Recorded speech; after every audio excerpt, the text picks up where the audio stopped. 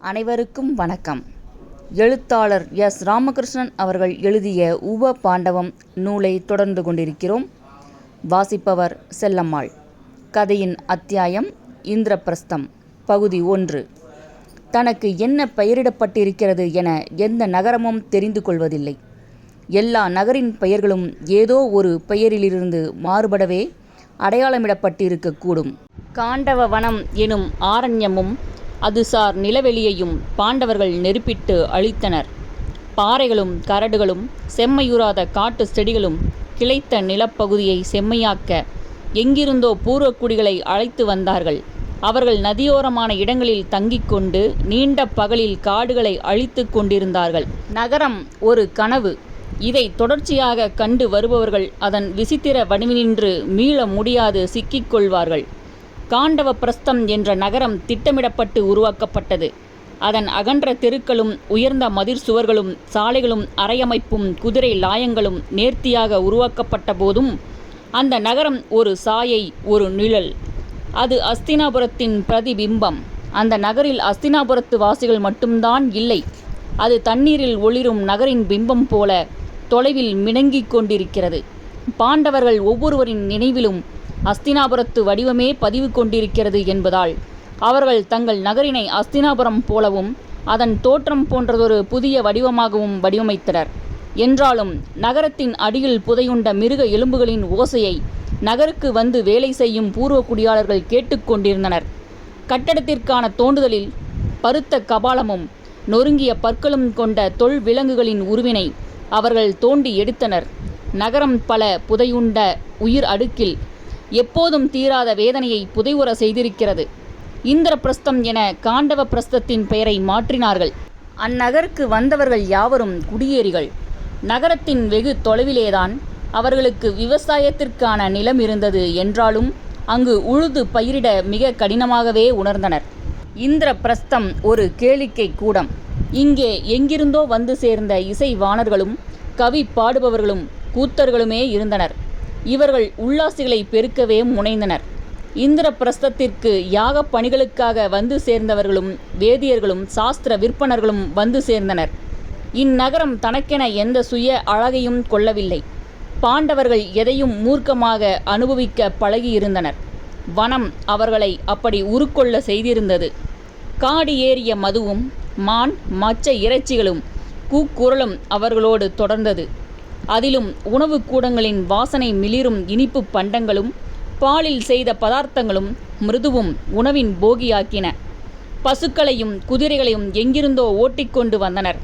பசுக்களின் கண்கள் அந்த புதிய நகரினை கண்டன. நகரம் எல்லா பக்கமும் திறந்திருந்தது. மிதமிஞ்சிய போதையுற்ற மனிதன் ஒருவனின் கிளிபடும் குரல் கொண்ட கண்கள் உறங்குவதே இல்லை.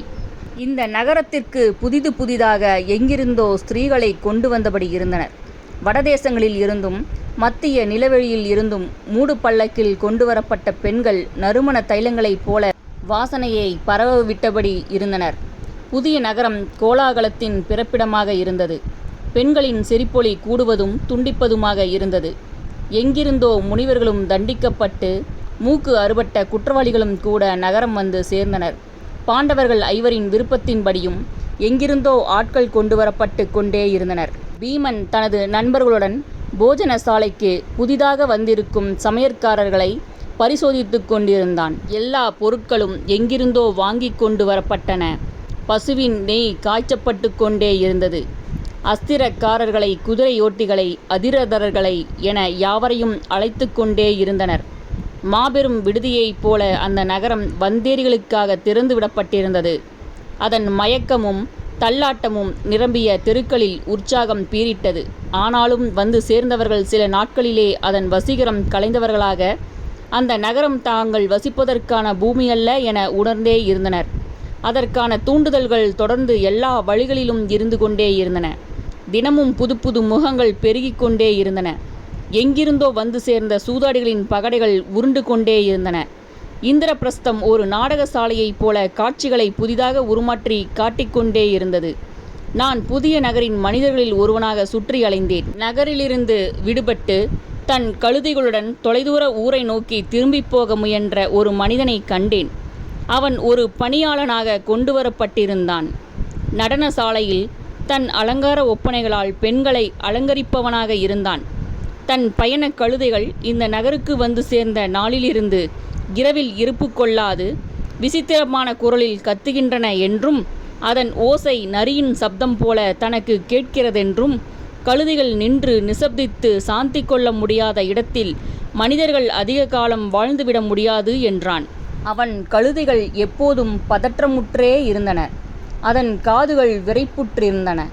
அவன் தன் குடியேறிய கண்களுடன் சொன்னான், இந்த நகருக்கு வரும் இரவு எத்தனை வன்மமாக இருக்கிறது கண்டீர்களா?